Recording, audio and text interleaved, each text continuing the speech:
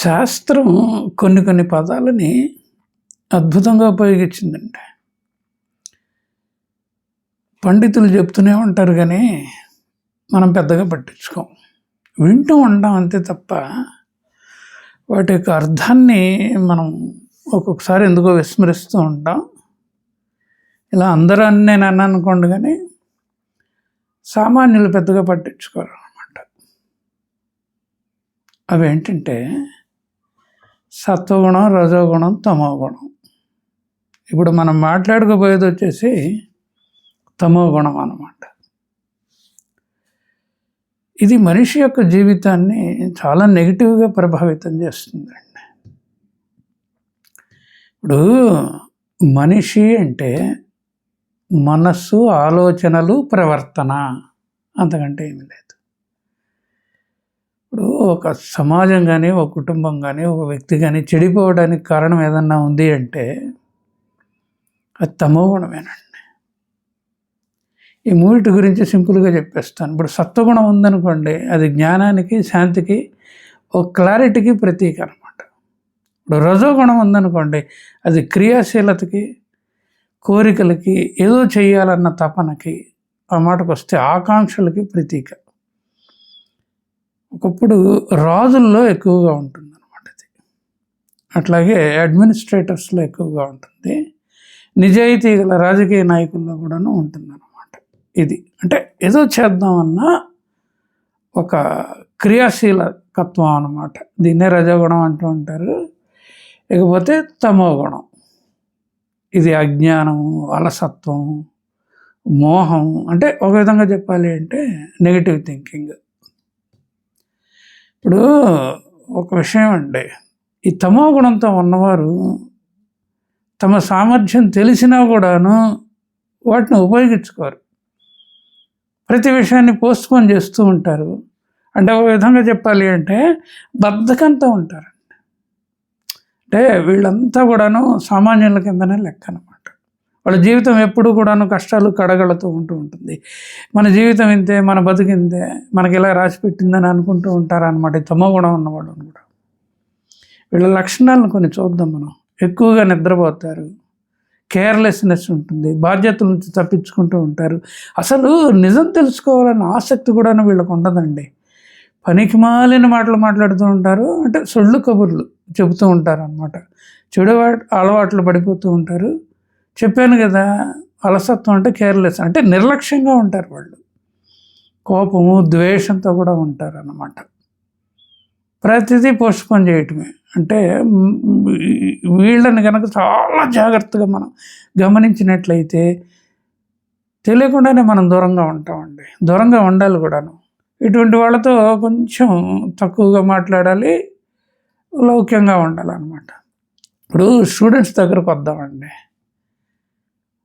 Exams దగ్గర పడుతున్నాయి, అరే చదువుదాన్ని ఇంకా టైం ఉందిలే అనుకుంటూ ఉంటారు. ఇటువంటి పిల్లల్లో కూడాను తమోగుణం ఉన్నట్లు లెక్క. డాక్టర్ చెబుతాడు, వెయిట్ బాగా పెరిగిపోయావయ్యా, హార్ట్ పాల్పిటేషన్ కూడాను సరిగా లేదు, బీపీ హెవీగా ఉంది, ఈ జంక్ ఫుడ్స్ అవి తగ్గించబోయా, కొంచెం మందు అది తగ్గించబోయా బాబు అని చెప్పాడు అనుకోండి. పోనీ ఎక్సర్సైజ్ చేయడానికి చెప్పాడు అనుకోండి.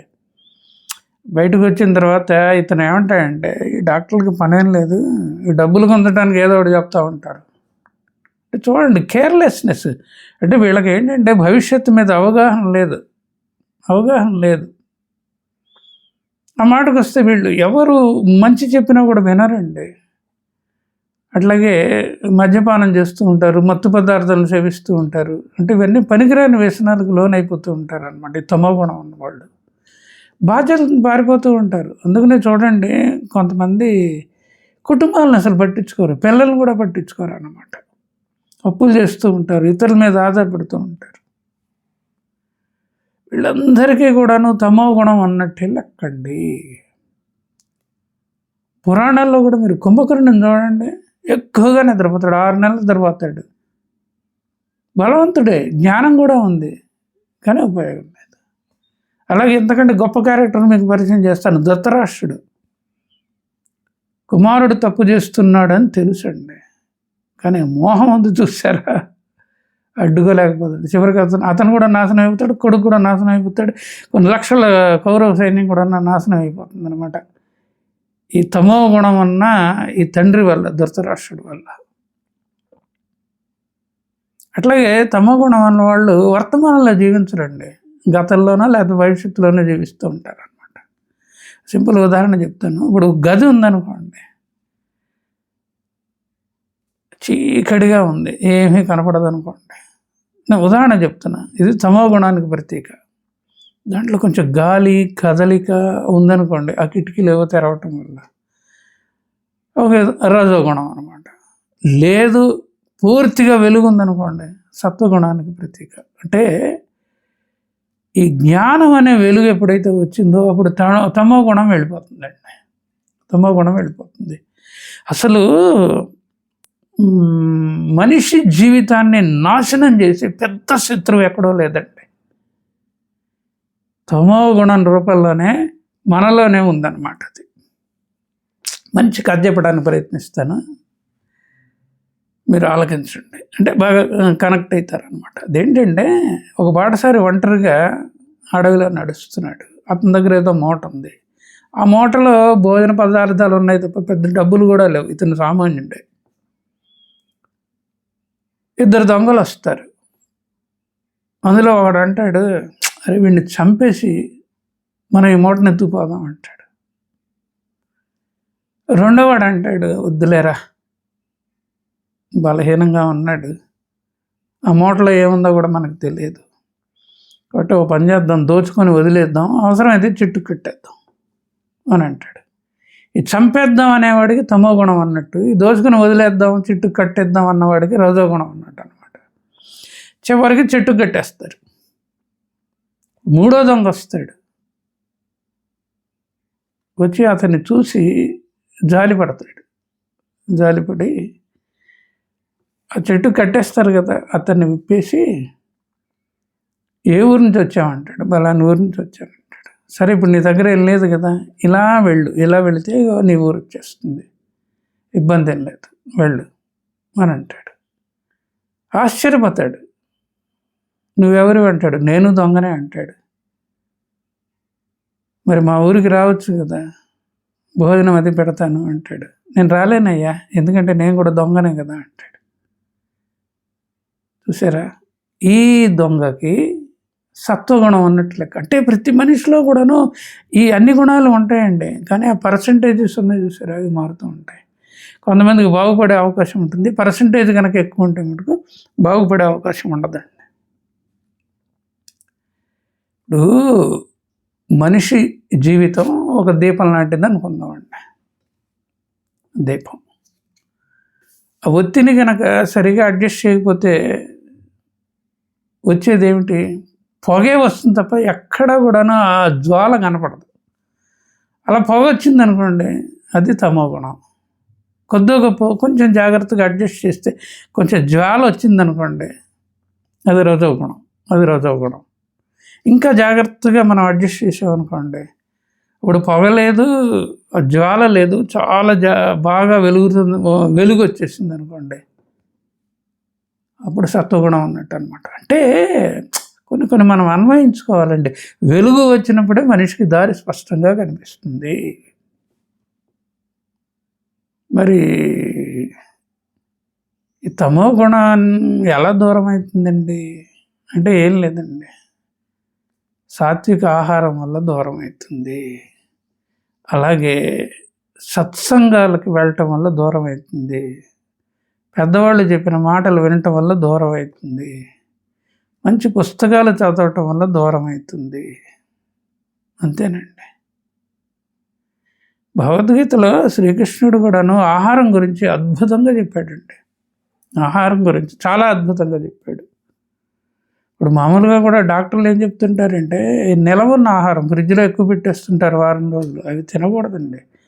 అలాగే అధికంగా వేయించిన ఆహారం అంటే జంక్ ఫుడ్ అనమాట, అది కూడా తినకూడదు. ఈ ప్రకృతి నుంచి వచ్చిన పదార్థాలని, అంటే పప్పులు, పళ్ళు, ఆకుకూరలు, కాయగూరలు, వీటిని ఉడికించి తినటం వల్ల ఏమవుతుందంటే ఈ తమో గుణం దూరం అయిపోయి సాత్విక గుణం బాగా పెరుగుతుంది, సత్వగుణం బాగా పెరుగుతుంది అన్నమాట. సత్వగుణం బాగా పెరుగుతుంది. ఇప్పుడు నేను చాలాసార్లు చెప్పాను, ప్రత్యేకంగా ఒక వీడియో కూడా చేశాను. అదేంటంటే ఈ ఆహారమే మనస్సును తయారు చేస్తుందండి. ఈ ఆహారమే రక్తాన్ని తయారు చేస్తుంది. ఈ రక్తమే శక్తిని ఇస్తుంది. ఈ రక్తమే మెదడు యొక్క తీరును కూడాను ప్రభావితం చేస్తుందండి. కాబట్టి మనం చేయవలసింది ఒకటే, మనుషుల్ని అలా పరిశీలిస్తూ ఉండండి. కొంతమంది మాట వినరు. భార్య అయినా కావచ్చు, భర్త అయినా కావచ్చు, పిల్లలైనా కావచ్చు, మిత్రులైనా కావచ్చు, లేకపోతే మనం ఒక సమాజంలో ఉంటున్నప్పుడు కొంతమంది వ్యక్తులైనా కావచ్చు. ఇప్పుడు ఈ తమో గుణం ఉన్న వ్యక్తుల యొక్క లక్షణాలని మనం గమనించాం కదా. వాళ్ళతో లౌక్యంగా ఉండాలి, కొంచెం దూరంగా ఉండాలి. వాళ్ళు మూర్ఖంగా ఆర్గ్యూ చేస్తున్నారు అనుకోండి, కరెక్టేనే, నువ్వు చెప్పింది కరెక్టే అని చెప్పేసి ఏదో ఒక పని ఉందని చెప్పి తప్పించుకుపోతూ ఉండాలి. అప్పుడు మనం కూడా హాయిగా ఉంటాం, ప్రశాంతంగా ఉంటామండి. అంతే. చిన్న మాట అండి. ఏంటి కిరణ్ గారు మాస్క్ పెట్టారు? కొద్ది రోజులు ఇలా పెడతానండి, మాస్క్తోనే చేస్తాను నేను. ఎందుకంటే రేపు నా పుట్టినరోజు, 68 నుండి 69లో పడతాను నేను. పళ్ళు కూడాను కదులుతున్నాయండి, అందువల్ల కొన్ని పళ్ళు తీయించాల్సి వస్తున్నది. అభిమానంతో సబ్స్క్రైబ్ చేశారు కదా మీరు అందరూ, ఎందుకు దాచాలి చెప్పండి. అందుకని నేను మాస్క్ వేసుకుంటున్నానండి, దయచేసి ఏమనుకోవద్దు. సో ఇదండి వీడియోలో సంగతి. వినందుకు కృతజ్ఞతలు. చూడండి, వీలైతే నలుగురికి పంచండి, అంతే కదా. మనం చేయవలసింది ఏముంది? మంచి విషయాలు ఉంటే నలుగురికి పంచుతాం. ఇది కూడాను సత్వగుణం కింద లెక్కండు. ఉంటానండి, నమస్కారం.